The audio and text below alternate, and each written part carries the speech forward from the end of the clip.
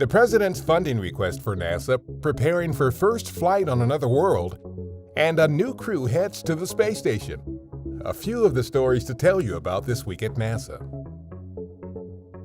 Acting NASA Administrator Steve Jurczyk discussed the President's fiscal year 2022 discretionary funding request for NASA.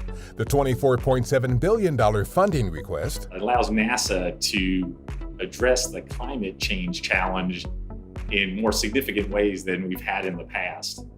It allows us to understand the Earth as a system, from the oceans to the atmosphere. The request includes funding also related to climate change for programs associated with the first A in NASA's name. Aeronautics has been charged with developing a more environmentally friendly aviation system. One of them is the X-57 Maxwell flight demonstrator. It's going to demonstrate electric aircraft technology, including distributed propulsion. Other milestones expected under the new funding request include the launch of the James Webb Space Telescope, which will look back in time to the first galaxies in the early universe. The funding request also is a strong show of support for our Artemis program and Moon to Mars exploration approach.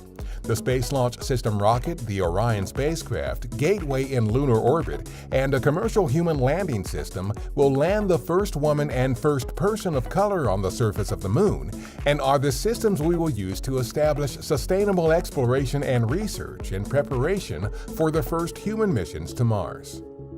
During a pre-flight briefing on April 9th, the team for our Ingenuity Mars helicopter discussed the helicopter's status and what to expect on its first attempt at powered controlled flight on another planet, currently targeted for no earlier than Sunday, April 11th.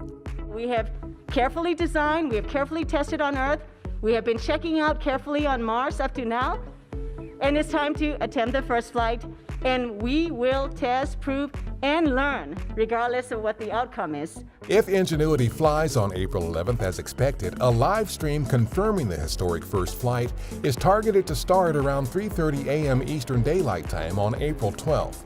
Ingenuity, a technology demonstration to test powered flight on another world for the first time, arrived at Mars on February 18th with our Perseverance Mars rover.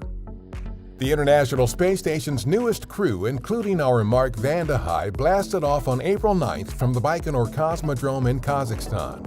A few hours later, Vande Hei, Oleg Novitsky, and Pyotr Dubrov, both of the Russian space agency Roscosmos, were welcomed aboard the station by the crew already on board, including our Kate Rubins and NASA's SpaceX Crew 1 astronauts Michael Hopkins, Victor Glover, Shannon Walker, and Soichi Noguchi.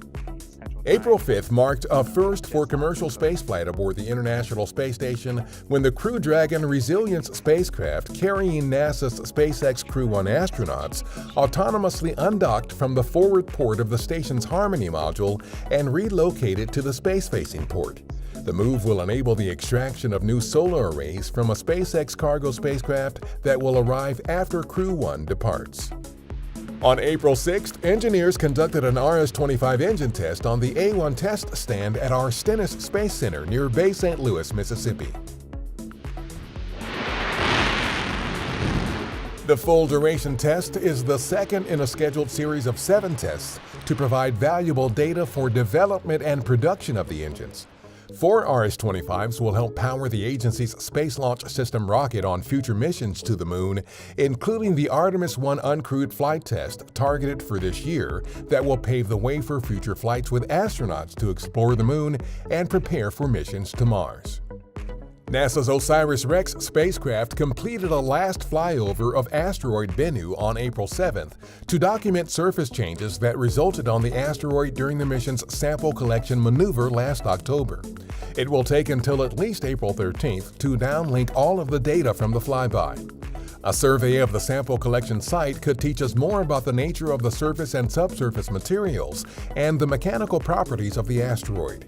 OSIRIS-REx is scheduled to return to Earth with the sample material it collected from Bennu in September 2023. That's what's up this week at NASA. For more on these and other stories, follow us on the web at nasa.gov/twan.